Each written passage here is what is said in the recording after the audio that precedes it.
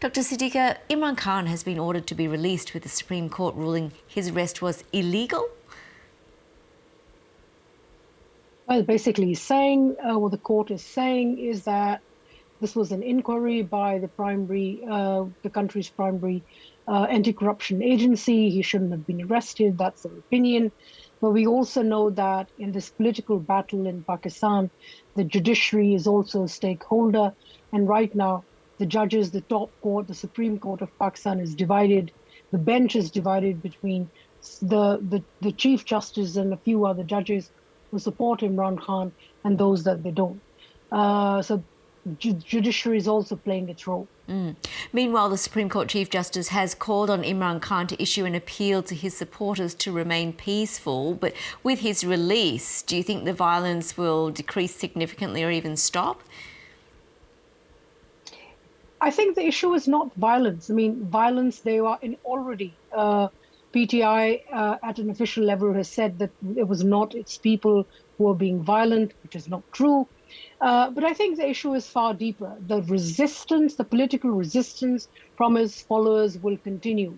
And if they put him in jail again, the longer they do that and they continue to do that, I think the possibility of violence erupting again remains high.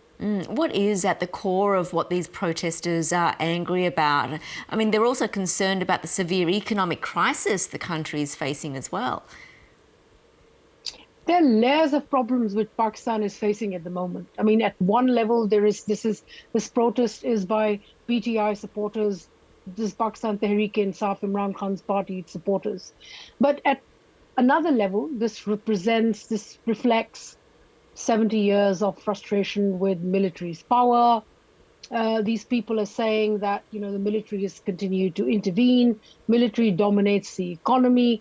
So at one level, there is that. And then, yes, the current economic situation also has an impact. I mean, the frustration is so high. The cost of living is very high. And all these frustrations are suddenly coming together in support for Imran Khan.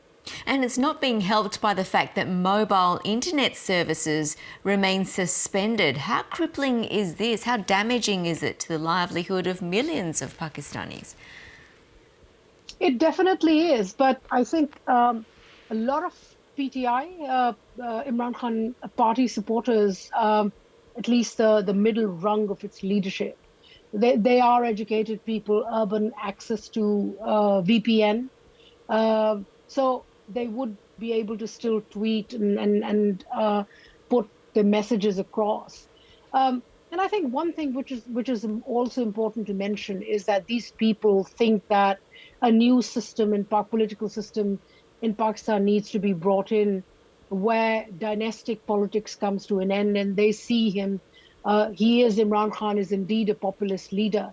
Who right now the pushback is not just from his political opponents, but also from the army chief, who's really at the center of the crisis, along with Imran Khan. Well, authorities have filed new charges against Imran Khan and other party leaders. What do we know here? Well, we've seen military properties being torched, burned, and that way it's unprecedented. I mean, Pakistan military has had opposition from the streets, but never to the scale where they would forcibly enter military properties and loot them and burn them. It has happened in Lahore, it has happened in Peshawar, at least 2 cities.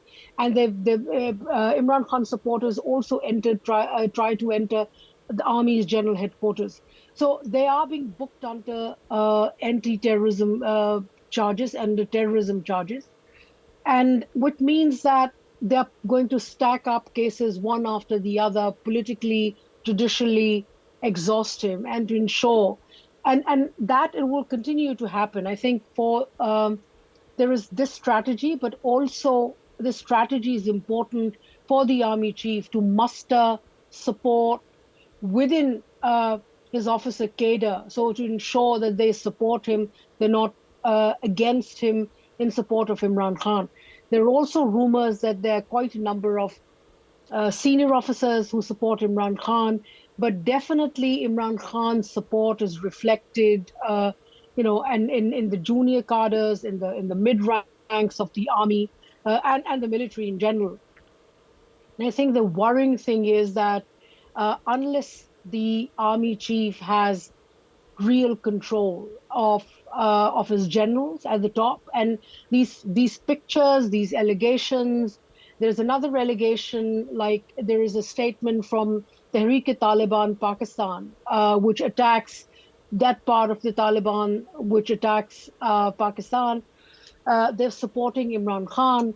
So all this narrative building, I mean, I would say that that is part of narrative building. They are going to present Imran Khan as a terrorist, as an enemy of the people. All of these images are being thrown out in order to bring the army together and tell the generals, convince the general and the officer cadre and the soldiers that, look, this party is not for the benefit of Pakistan, not for the benefit of the army, and they should come together in support of the current army chief, General Asim Munir.